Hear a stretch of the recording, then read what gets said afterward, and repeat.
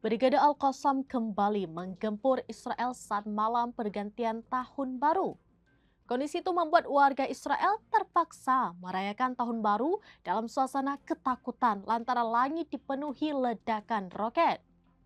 Dikutip dari Al-Mayadeen via Tribun News pada Rabu 1 Januari 2025, Brigade Al-Qassam telah mengkonfirmasi dan bertanggung jawab atas serangan tersebut.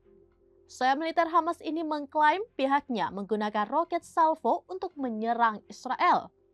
Adapun serangan itu diluncurkan pada Selasa 31 Desember tengah malam menjelang pergantian tahun. Al-Qassam mengklaim telah menargetkan pemukiman Netivot Israel. Serangan itu disebut sebagai tanda dimulainya tahun 2025. Tak ayal, warga Israel pun merayakan tahun baru dengan rasa takut dan khawatir. Pasalnya sedini peringatan meraung-raung di pemukiman yang terletak di wilayah pendudukan Palestina bagian selatan. Meski begitu, serangan tersebut dilaporkan tidak mengakibatkan korban jiwa maupun kerusakan yang signifikan.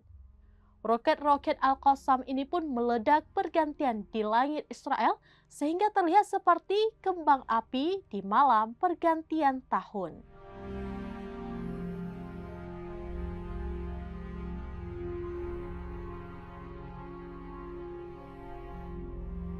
Demikian informasi terkini Syederalun. Saksikan terus beragam informasi lainnya. Jangan lupa like dan share seluruh akun serambines.com. Download Tribun X sekarang. Menghadirkan lokal menjadi Indonesia.